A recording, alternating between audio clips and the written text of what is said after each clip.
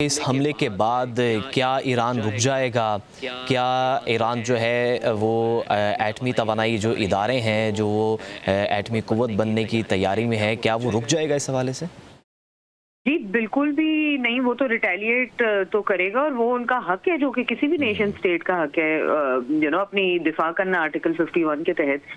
तो वो तो अब करेगा। देखिए, 3 अटैक्स में 3000 से ज्यादा यूएस ने जो अटैक्स किए, 3 अटैक्स के अंदर 3500 से ज्यादा ईरानियन नेशनल्स, मतलब ये मिलिट्री साइट्स नहीं थी, वो लोग मारे गए हैं।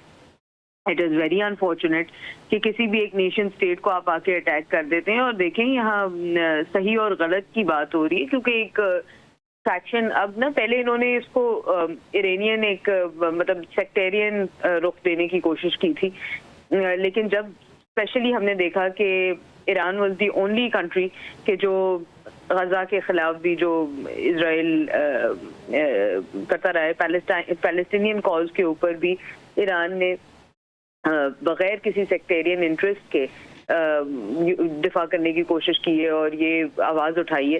तो आई थिंक यहाँ पे हमारे साथ रहेगा। अभी हमें ज्वाइन किया सैयद मूसा ने, माहिर बैन अल-अक़वामी अमूर हैं। मूसा साहब, बहुत शुक्रिया आपके वक्त का। सर, बताइएगा कि पहले तो इसराइल और ईरान के दरमियान ये तनाज़ा चल रहा था और अब अमेरिका इसमें कूद पड़ा है। आपको क्या लगता है आइंदा आने वाले दिनों में अमेरिका की साख को कितना नुकसान पहुंच सकता है इससे, और ईरान का क्या स्टैंड होगा? जी, thank you so much. Iran की तरफ से जो पोजीशन है वो तो बिल्कुल क्लियर है कि उनके सेल्फ डिफेंस के इर्द गिर्द उनका सारा का सारा नैरेटिव रिस्पॉन्स रहा है, और आई थिंक उसको मजीद अब स्ट्रेंथ मिल सकती है इस किस्म के अटैक से। स्ट्रेटेजिक इंपॉर्टेंस उसकी एक साइड पे है, उसके अंदर तो एक तो न्यूक्लियर साइट्स को आपको अटैक करना है, दैट्स वन थिंग।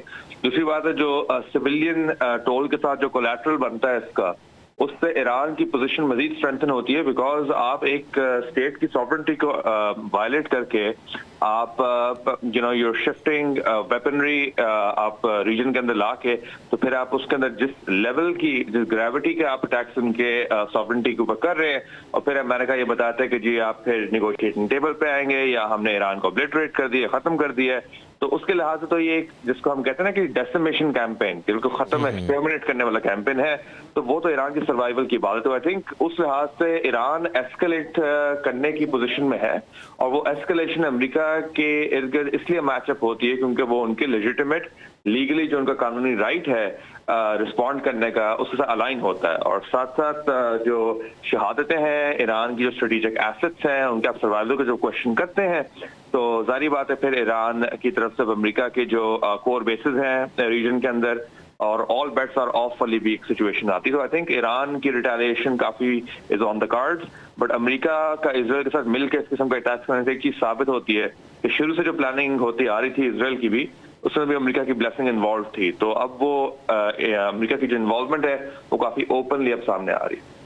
अच्छा मूसा साहब, जिस तरह के सदर ट्रम्प की जानिब से ये बयान सामने आया, उन्होंने मीडिया से गुफ्तगू में जब अभी कुछ देर पहले ये कहा कि ईरान जो है वो अमेरिका को ख़त्म करना चाहता है, ईरान ने अमेरिका के लोगों को निशाना बनाया, उन्होंने टोटली मुद्दा जो है वो ईरान पर डाल दिया। जबकि अगर देखा जाए तो इसराइल ने जो फ़लस्तीनियों पर जुल्म जबर किया है, जो वहाँ पर नस्ल कुशी की है, उसके बारे में तो अमेरिका की जानिब से या सदर ट्रम्प की जानिब से कोई बयान सामने नहीं आया। जी, वो आई एम नॉट सरप्राइज कि वो सामने नहीं आया, क्योंकि इजराइल का अमेरिका के साथ साथ बिल्कुल इन टैंडम ऑपरेट करना वो तो सारों के सामने है। अगर आप देखेंगे जी इनसाइड स्ट्राइक, सर फिर अमन की बात तो नहीं ना करनी चाहिए सदर ट्रम्प को? नहीं, अमन की बात वो इसलिए करते हैं क्योंकि वो पोस्चरिंग कर रहे हैं कि जी हम अमन को अपहोल्ड करने के लिए अमेरिका बहुत आगे है और हमें इंटरेस्ट के साथ हम रीजन्स के साथ मिल के आगे चल रहे हैं। बट हकीकत ये है कि जी अमन से बिल्कुल बरक्स है अमेरिका की बात। ट्रम्प साहब डोमेस्टिकली अपने ऑडियंस को हमेशा ये पोस्चरिंग करेंगे कि जी हम ये अटैक करते हैं तो ये अमेरिका की जो खित्ते के अंदर जो सलामती है उसकी एक निशानी है कि जी ईरान का खात्मा जो है, दैट मीन्स कि जी आप रीजन के अंदर आप अमन की बात आगे कर रहे हैं। क्योंकि जारी बात है डोमेस्टिकली जब वो पोस्चरिंग करते हैं तो उनके वहाँ पे ऑडियंस है जो कि चाहती है कि जी ईरान खत्म हो, ईरान के पास वो वेपनरी वगैरह ना हो, ईरान के पास वो सलाहियतें भी ना हो कि वो आगे ऑपरेट कर सके। क्योंकि अगर आप ट्रम्प साहब की अगर ये पोजीशन देखें तो उसके अंदर ये है कि जी वो इजराइल से अलाइन होके तो वो ये बातें एक तो नेतन्याहू साहब के साथ भी वो इजराइल की एस्टैब्लिशमेंट को भी एक तरह से वो कन्विंस करना चाह रहे हैं, और साथ साथ ट्रंप साहब से आप कोई तवक्को नहीं रख सकते कि जी वो अमन के इंटरेस्ट के अंदर कोई चीज आगे लेके जाए, क्योंकि हमने खुद भी ये देखा कि पहले उन्होंने कहा कि जी हम इस चीज से इन्वॉल्व नहीं है, फिर बीच में उन्होंने कहा हमें सारी प्लानिंग में सब कुछ पता था, और फिर जब B-2 बॉम्बर्स जब इन्होंने मिडिल ईस्ट के अंदर जब मूव किए तो आज आपको स्ट्राइक्स नजर आए। और साथ साथ इन्होंने ट्रंप साहब के नैरेटिव के अंदर बहुत बड़ा जो होल है वो ये भी है कि उन्होंने साथ साथ कहा कि जी हमारे पास और भी बहुत ही साइट्स है ईरान के जिनको हम अटैक कर सकते हैं, यानी कि थ्रेट्स आप दें, बॉम्बिंग आप करें, एक तरह से स्टेट बैक से दहशतगर्दी है उसको आप फैलाएं और फिर आप उसको अमन का रंग दें। तो I think Iran is not क्या कहना चाहिए, साइलेंट कोई ऑब्जर्वर नहीं है इन चीजों में, उसको साइड डायनामिक्स का नजर आ रहा है। मसला थोड़ा सा ईरान के लिहाज से आ रहा है कि जी वो सेल्फ डिफेंस जब अब रिटेलिएट करेगा तो ईरान के पास जो अपने रिस्पॉन्स का जो सकत है वो अगर वो दिखाता भी है तो साथ साथ जो अमेरिका की तरफ से जो रिटेलिएशन इजराइल के साथ आ सकती है उसकी वजह से Iran still on the defensive. तो जो अमन की जो बात करें, देखिए जी ट्रंप साहब डज नॉट स्टैंड फॉर अमन। हमने इजराइल की नॉर्मलाइजेशन में भी अमन नहीं देखा, हमने गाजा की जो बर्बरियत के अंदर भी अमन नहीं देखा, तो वो नैरेटिव झूठा बयानिया वो पेश करेंगे। बात ये आती है कि जब ईरान की दिफा के ऊपर आप इस सतह तक एस्केलेशन को ले गए हैं तो रिटेलिएशन आएगी तो वो तो टोटली फिर बनती है। ठीक है, बहुत शुक्रिया सैयद मूसा साहब हमारे साथ मौजूद थे, माहिर बैन अल-अक़वामी अमूर।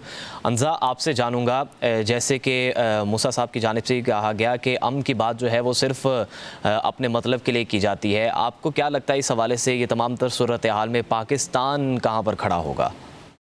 जी बिल्कुल, आप सही कह रहे हैं। देखिए पाकिस्तान के लिए भी अगर हम इस तरह से देखें कि ऑलरेडी जब फील्ड मार्शल आसिम मुनीर साहब का जाना, ट्रंप के साथ बात करना, वो ऑब्वियसली तीन जो चीज़ें जो इम्पोर्टेंट थी ट्रंप के लिए, मिनरल्स की बात, इकोनॉमी की बात, क्रिप्टो की बात, या इवन काउंटर टेररिज्म के अंदर, तो आई थिंक कि ये बहुत ही शेमफुल हरकत की है ट्रंप ने और इस दौरे के बाद करने की कोशिश की है। तो उनकी वो ऑब्वियसली लग रहा है कि नियत ही ऑलरेडी साफ नहीं थी।